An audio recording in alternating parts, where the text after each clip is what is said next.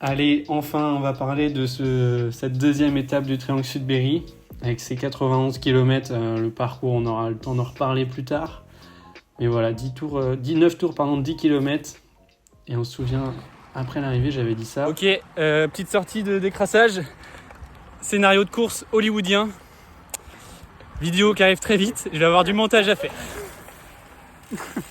Bon, visiblement, vidéo qui arrive très vite, on n'a pas tout à fait la même dans le notion cadre, du vite. Mais mieux vaut tard que jamais. Et on se retrouve donc en inside, on voit avec cette caméra 360 que j'ai perdu la veille. C'est pour ça qu'on est directement sur la deuxième étape. Il n'y a pas d'image en inside de la première étape. La caméra a pris un coup, le moral aussi, mais on est prêt à en découdre. Quelques secondes avant le départ, j'avais même oublié de mettre les gants. Et pour cette étape, il fait encore très très chaud. On voit que là, j'ai même pris la décision de partir de tout derrière. Là, les premiers sont déjà partis. Moi, je suis à l'ombre. Et c'est parti pour le départ de cette deuxième étape en toute dernière position. Voilà, je suis pas stressé. On n'est pas arrivé en avance non plus sur la ligne. Donc on voit Antoine là, qui est fidèle à son poste. Avec la roue avant en alu, il a crevé avant le départ, ça a commencé mal. Mais donc voilà, avec Antoine on est parti tout derrière. Quentin est pas très loin devant non plus. Et voilà, là, ce qui va être sympa aussi tout au long de cette course, c'est de pouvoir regarder les statistiques. On voit le tracé du parcours en bas à droite, avec la distance parcourue juste au-dessus. On a aussi ce qui va être hyper intéressant, c'est la puissance. Donc pour ceux qui ne connaissent pas du tout, c'est vraiment les watts que je vais produire en appuyant sur les pédales. Donc c'est une notion qui est très répandue dans le cyclisme pour bien s'entraîner et pour analyser aussi l'effort. Et voilà, donc on voit qu'il y a une voiture pour l'instant qui est devant le peloton qui est assez conséquent. Et tout simplement parce que la première partie de cette montée est en fictif, c'est un départ fictif, c'est-à-dire qu'on doit rester derrière la voiture, ça permet de pas partir comme des fous dans la première bosse, mais malgré ça, ça monte quand même assez vite. Et moi, je suis parti tranquille, je suis déjà derrière. Et donc j'accélère un petit peu. Donc toute cette première partie du circuit, ça monte très très dur jusqu'au virage à droite où on va pouvoir retrouver voilà, là on va tourner à droite, on va retrouver une route qui est beaucoup plus large, mais c'est parti quand même très très fort, hein. Je suis à l'arrière du peloton, mais là j'ai mis des watts dans cette première bosse. Donc l'objectif dans ce premier tour, c'est qu'on découvre le circuit ensemble. Donc c'est un circuit qui est assez sympa. J'ai plutôt bien aimé le circuit avec une grosse bosse après l'arrivée. Le reste du circuit est assez roulant. On voit là, on a 2 grandes lignes droites qui sont sur des routes très larges, et par contre tout le reste c'est des routes assez étroites, donc ce sera important d'être bien placé, mais on aura l'occasion de voir ça au fil de la course. Et là on est sur une partie assez stratégique, puisque on a passé la bosse et tout le monde n'a pas envie de faire les efforts dans cette ligne droite, donc on verra que ça sera une partie assez stratégique de la course. Faudra être vigilant sur ces routes-là. Et on va tourner à droite et on reste sur le même style de route, des routes larges. L'avantage c'est qu'ici on va pouvoir facilement remonter à l'avant du peloton. Pour l'instant moi je reste derrière, pourquoi ? Déjà parce que je suis parti derrière, il faisait très chaud, j'étais content de pouvoir rester à l'ombre le plus longtemps possible. Et aussi pour découvrir le circuit 10 km, j'ai pas eu l'occasion de le faire en vélo avant, donc je connais pas forcément le circuit. Et voilà, là on arrive dans une partie beaucoup plus technique, qui peut même être dangereuse, avec des routes très très étroites, des gros virages où on ralentit vraiment, on est qu'à 17 km/h. Et là il faut faire des relances très très fort. On a vu, là j'ai dû mettre quasiment 1000 watts. Et c'est l'inconvénient aussi de rester derrière, c'est qu'on ralentit très fort, mais en contrepartie il faut accélérer très fort aussi. Et on continue sur des petites routes très très étroites, beaucoup de virages, et on arrive sur la ligne. C'est la fin du premier tour. Donc maintenant je sais à quelle sauce on va être mangé. Et justement, en parlant de manger, il ne faut pas oublier de boire aussi, de s'arroser, ce qui fait très très chaud sur le bord de la route. Bon, je vais essayer de prendre un maximum de bidons avec Daphné pour pas me déshydrater. Et on aura au fil de la course des petits points de vue extérieurs qui vont permettre de comprendre un petit peu la physionomie de la course. Pour l'instant, si je dis pas de bêtises, c'est un peloton groupé. Il y a 3 coureurs qui sont sortis légèrement, mais derrière le peloton est encore groupé. Et moi j'ai pas pris de risque. J'ai pas envie de tomber, j'ai pas envie de. Pour l'instant, ça sert à rien de gaspiller des forces. Donc voilà, je reste derrière tranquillement, je me ravitaille. Je prends un bidon dès que je peux et voilà, je continue toujours accompagné d'Antoine à l'arrière du peloton. Mais ça monte, là on voit un 360 watts, je suis très très léger donc la puissance dans les côtes, elle est en rapport de son poids. Plus on est lourd, plus on a besoin de mettre de la puissance, donc moi je suis assez léger, donc quand je mets 350-400 watts c'est que ça roule vite. Là je vais en profiter, là je vous ai montré un petit peu comment on remonte dans le peloton. L'objectif c'est de trouver une ouverture, donc le mieux en général c'est de se mettre sur des côtés et pas avoir peur de frotter, passer proche des coureurs, et voilà, quand on a une ouverture il faut y aller. Là en plus je suis dans la roue du 78 qui est devant moi là, qui va me remonter, il fait limite le rôle de l'équipier, donc là je remonte à l'avance sans faire d'effort. L'avantage c'est que la route est très très large, et là voilà, dès que tu es à l'avant, ce qui se passe c'est qu'il y a plein d'attaques et faut pas sauter sur tout ce qui bouge, sinon tu peux très très vite te fatiguer. Mais en général, c'est assez dur de résister. Là, on voit vraiment beaucoup d'attaques et au bout d'un moment, tu te dis, faut y aller. Donc, je décide de faire l'effort. Voilà, j'accélère un petit peu, je me mets pas à fond. Je suis monté à 700 watts. Donc, c'est des petits efforts qui. Le vélo, c'est comme un jeu vidéo. On a une jauge d'énergie et il faut essayer de la garder le plus longtemps possible. J'ai pas parlé, mais en bas à gauche, on voit la vitesse. Là, on est à plus de 54 km/h. Ça paraît pas, mais on roule extrêmement vite. Et là, je vous avoue que ça rend pas trop la caméra, mais voilà, on est quand même très serré. Il y a un petit peu d'appréhension, la peur que ça se touche. S'il y a 2 coureurs là devant de moi qui se touchent, je suis par terre, je vais rien pouvoir faire. Donc il y a un petit peu de stress là. Quand on est ici, ça frotte, ça freine, ça accélère, et on est quand même à 57 km/h. Donc là, si ça tombe, la semaine est finie quasiment. Donc c'est vraiment pas bon de rester là où je suis, dans les 30e positions. C'est vraiment une position que je déteste. Je crois soit je suis tout devant, soit je suis tout derrière, mais là c'est assez stressant. T'es pas maître vraiment de ce qui se passe. Si ça tombe devant toi, tu peux rien faire, tu seras par terre aussi. Et c'est pour ça que j'aime bien aussi être sur les côtés. J'ai une petite porte échappatoire, je préfère finir dans le fossé que sur le goudron. Mais voilà, il y a beaucoup de tension, on voit, ça sort large là. Je suis carrément dans l'herbe. Et puis les relents sont très fortes, hein. Tout le monde freine et pour garder sa place, faut appuyer sur les pédales. Là, on va voir la relance. Je suis obligé de me mettre au sprint, hein. Je monte à 700-800 watts, et encore j'essaye de faire le moins d'efforts possible. Ça sert à rien de se mettre trop à fond pour ne pas perdre une place ou deux. Vaut mieux se laisser couler. Puis là voilà, on voit, il y a beaucoup de tension. Le mec derrière moi qui me hurle dessus pour essayer de passer, mais ça passe pas, tu passes pas quoi, tu peux attendre. C'est ce que je lui dis. Il y a beaucoup de tension dans ces premiers tours, alors qu'il n'y a pas forcément lieu d'être. On n'a fait que 18 km, donc tout le monde est encore frais. Mais voilà, tout le monde a envie d'être devant, essayer de sortir. Et puis moi aussi, hein, là, clairement, l'objectif c'était de rester bien placé. Mais en vrai, je suis assez bloqué. J'essaye de remonter sur la gauche. Et on arrive à la fin de ce deuxième tour. J'ai réussi à me replacer à l'avant. On voit qu'il y a le maillot à poil qui s'excite. C'est parce qu'en haut de la bosse, il va y avoir le classement grimpeur. Donc, c'est pas un classement que j'ai prévu de faire. Moi, l'objectif dans la semaine, c'est de finir un maximum de fois dans les 15 premiers. Puisqu'il n'y a que les 15 premiers qui marquent des points pour le classement général.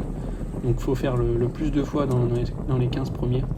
Et là, je reviens sur la course, mais ça monte très très fort, hein. Je suis à 400, 500, 600 watts.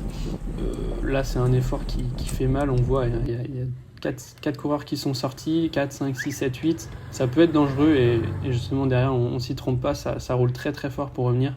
Et on voit, je suis juste ici, sur la gauche de la route. Et le peloton est très étiré. Hein. Là, ça monte très très fort. Déjà pour ce 3e passage dans la côte. Et là, une des raisons aussi, c'est qu'en haut, il y a les points du grimpeur à aller chercher. Donc les personnes qui visent ce classement-là, ils veulent revenir sur les petits échappés. Donc voilà, ça monte pour l'instant très très fort. Et quand on va revenir sur la tête, ça va ralentir un petit peu. Mais là, déjà, ça commence à faire mal aux jambes, surtout qu'il fait très très chaud. Donc le moindre effort, on le paye. Et justement, moi, j'oublie pas de bien m'arroser et de bien boire pour essayer de faire descendre la température corporelle. Donc là, on a rattrapé tout le monde, ça a ralenti. Et ce que je disais par rapport au classement, c'est que voilà, quand on rentre dans les 15 premiers de chaque étape, on marque des points. Et moi, mon objectif, c'est plutôt d'essayer à la fin de la semaine, d'être rentré le plus de fois possible dans les 15 premiers, de faire les meilleures places possibles pour avoir un bon classement, quoi. Et là, ça attaque, je reste vigilant. Je sais que c'est très très dur pour moi, donc c'est que c'est dur pour tout le monde. Donc là, si j'en chie, tout le monde en chie, donc je fais l'effort pour suivre cette accélération. Je sais que eux, ils accélèrent pour le grimpeur, mais des fois, ça peut être une bonne stratégie de suivre l'accélération qu'il y a pour le grimpeur et derrière de continuer la dynamique, puisque dans le peloton, ils vont se dire, ils vont ralentir après le grimpeur et ils font juste leur sprint pour marquer des points le classement de la montagne. Et en fait, si on continue l'effort après, on va peut-être pouvoir sortir et créer l'échappée. Donc là, moi, c'est ce que je me dis. C'est pour ça que je me mets pas trop dans le rouge. Je reste dans les roues. Et puis, je vais essayer, par contre, de continuer cette accélération après la côte pour essayer de sortir. Le but, c'est d'être échappé. Pourquoi ? Vous me direz, tout simplement que si j'arrive avec 150 coureurs au sprint, c'est très tendu. Il y a des risques de chute. Moi, c'est pas du tout ma spécialité. Le sprint, justement parce que vu que je suis léger, j'ai pas une puissance maximum qui est forcément la meilleure. En revanche, je suis capable, grâce à mon poids, j'ai un très bon rapport poids-puissance, donc pour ça que dans les bosses, je peux suivre les meilleurs et même faire la différence. Donc là, qu'est-ce que j'ai fait ? J'ai essayé de remettre du rythme dans ce petit coup qui est parti. Donc voilà, je me mets pas à fond, mais j'essaye de donner une dynamique. On prenne de la vitesse, on roule à plus de 60 km/h. Malheureusement, ça va pas vraiment fonctionner. Le peloton revient et directement on voit sur la gauche là que ça attaque. Et c'est ce que je disais sur le premier tour, c'est que c'est un endroit qui est très stratégique puisqu'il y a des petites montées, des petites descentes et on a vite fait on n'en est plus qu'à 30 km/h. Et ceux qui arrivent de derrière avec plus de vitesse, ils peuvent attaquer à cet endroit-là. Et ça te démoralise un peu quand tu es à 30 km/h et qu'il y en a qui passent à gauche à 50 km/h, t'as pas vraiment envie de faire l'effort pour prendre les roues. Et là, tout le peloton va faire rideau. On le voit pas très bien. Moi, je suis un petit peu bloqué sur la droite. Et tout le monde attaque un par un. Je vois que ça sort. Et en fait, là, il y a quasiment 30 coureurs qui sont devant. On va le voir sur ce point de vue au kilomètre 30. Là, c'est une échappée qui est en train de passer. C'est énorme le nombre de personnes qu'il y a. Ils ont déjà pris une avance quand même assez importante. Dans le peloton derrière, on était un petit peu inquiets. Sur la tournure de la course avec Quentin et Antoine, parce qu'on se dit, putain, on s'est bien fait piéger. On va voir le passage du peloton qui a quasiment 30 secondes de retard. Là. Voilà, les premiers du peloton passent que maintenant. Moi, je suis retourné à l'arrière. Et là, le scénario de course, il est assez catastrophique.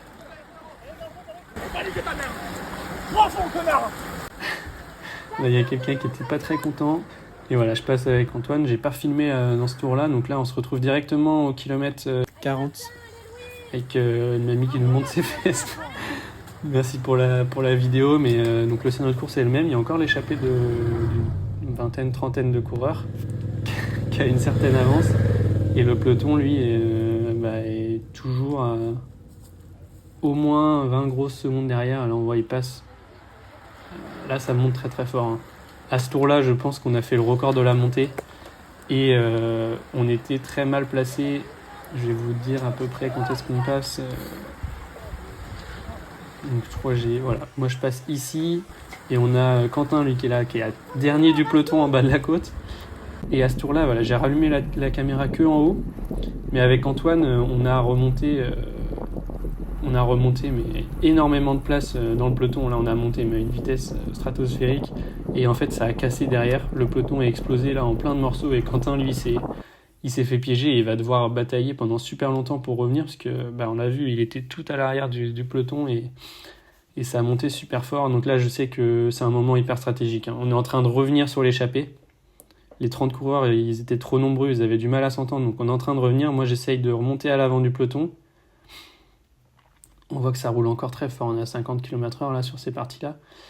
Et ça fait que d'attaquer. Tout le monde a compris que c'était un moment très stratégique dans la course. On a déjà fait 50 km.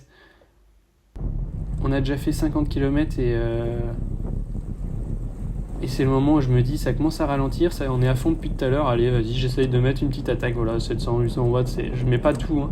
L'objectif c'est pas de me cramer, si quelqu'un peut venir avec moi c'est l'idéal. Sauf que malheureusement je me retourne, voilà, je suis tout seul, clairement il reste 40 km, tout seul c'est pas du tout la bonne option. Mais je me dis, ça peut sortir derrière, c'est toujours bien d'avoir un petit coup d'avance, donc je me mets à un seuil que je suis capable de suivre autour des 250-300 watts. Donc sans me mettre à fond, je reste devant le peloton. Voilà, je continue bien à m'arroser, je me mets vraiment pas à fond. L'objectif, c'est pas de se tuer, c'est d'être capable de prendre la bonne échappée. Et je sens que c'est dur pour tout le monde et que ça va pas tarder à être la bonne. Donc le peloton, on le voit, il est juste derrière. J'ai pas pris une avance phénoménale. Et voilà, c'est des petits efforts quand même que j'aurais pu éviter, hein. Ça fait 3 km que je suis tout seul devant, ça sert pas franchement à grand chose, mais... Et donc voilà, je continue seul en tête, là clairement, voilà, j'attends juste de me faire rattraper, et dès que je me fais rattraper, je me remets dans les roues. Là, tous les coureurs qui sont à l'avant, c'est des coureurs qu'on va retrouver quasiment tous les jours à l'offensive, hein. Là, c'est les meilleurs coureurs qui sont ici à ce moment-là. Et justement, c'est ici que la différence va se faire dans la course. Enfin, pas tout à fait là, encore une fois, c'est pas la côte qui est le plus stratégique, c'est après la côte, là où tout le monde est fatigué et tout le monde n'a pas envie de faire les efforts. On est monté à un gros train, mais ça fait déjà 2-3 tours que ça roule très très vite avec l'échappée qui était devant. Et là, on voit, ça commence à attaquer. À gauche, il y a des coureurs qui partent. Et moi, j'y vais pas, je reste dans les roues. Ça se regarde un petit peu. On voit sur l'accéléré qu'il y a des coureurs qui partent dans tous les sens. Et je me dis, putain, ça va faire comme il y a 2 tours. Il y a 2 tours, c'était exactement le même scénario. Tout le monde partait un petit peu un par un. Ça s'est regroupé à l'avant et ils étaient trentaine, donc c'était beaucoup plus trop nombreux. Et là, je me dis, je me refais pas avoir comme tout à l'heure. Voilà, j'y vais. Là, j'y vais un petit peu au début en facteur, l'air de rien. Et là, par contre, je mets les watts pour rentrer en gestion. Il faut pas se mettre trop à fond, sinon, si on reste tout seul en carafe, ça sert à rien. Donc là, j'ai un petit point de mire avec le coureur qui est devant. L'objectif, c'est de revenir sur lui. Et après, qu'on puisse rattraper les coureurs qui sont juste devant. Donc je me retourne, derrière il n'y a personne, le peloton n'a pas réagi, donc c'est parfait pour moi. Je me mets dans la roue de ce coureur là, ça me permet de souffler un petit peu, là les watts redescendent. Donc on voit, je suis quand même à plus de 300 watts, mine de rien c'est pas gratuit non plus comme effort, quoi. Donc on revient sur le petit groupe qui était sorti. Là je peux souffler un petit peu dans la roue. Et maintenant, l'objectif, ça va être qu'on se regarde pas, hein. Tout de suite, de mettre du rythme dans ce groupe. Et c'est ce que je vais faire en criant, quoi. Allez, c'est sorti, les gars, allez! Tout simplement pour motiver les gars à rouler. Je leur dis, allez, c'est sorti, c'est la bonne échappée. Et là, le but, c'est de mettre vraiment une dynamique positive pour tout le monde. Et que tout le monde passe ses relais et qu'on puisse prendre de l'avance. Donc, c'est exactement ce qui va se passer. Là, on va commencer... le temps de s'organiser, on va commencer à faire des passages de relais. Donc tout simplement, c'est que tout le monde... je me mets vraiment à héros, là. Le but, c'est de transpercer le vent. Donc on voit que tout le monde va passer chacun son tour à l'avant. Parce qu'il faut savoir que l'ennemi principal du cycliste, c'est le vent et c'est la pénétration dans l'air. Et donc tourner comme on le fait là, c'est vraiment prendre un avantage sur nos concurrents. Surtout que... quand tu passes à l'avant, tu mets beaucoup de puissance, mais quand t'es à l'arrière du groupe, quand t'es dans les roues, tu peux récupérer, hein. J'appuie pas forcément très très fort quand je suis dans les roues. Au contraire, tu peux bien récupérer, et quand t'es à l'avant, là tu te mets à la planche, comme on dit. Et là, on va tourner à droite. Moi, j'en profite pour regarder un petit peu derrière. Il n'y a personne. Derrière le peloton, il est vraiment pas là. On a pris énormément d'avance. On a roulé super vite tous ensemble. On s'entend super bien. Donc, c'est vraiment le scénario idéal. On est 14 à l'avant. Et si vous vous souvenez bien, les 15 premiers marquent des points. En plus, il reste que 30 km à parcourir. Donc, il y a moins d'une heure d'effort. Là, on est vraiment sur le scénario idéal. Je sais que je vais rentrer dans les 15. Et là, il y a la voiture de tête qui ralentit, qui se met devant nous. On comprend pas trop. Elle nous fait des signes de ralentir. Et en fait, malheureusement, ce qui s'est passé, c'est qu'il y a eu une très très grosse chute dans le peloton. Justement sur les parties assez un peu plus techniques avec les petites routes.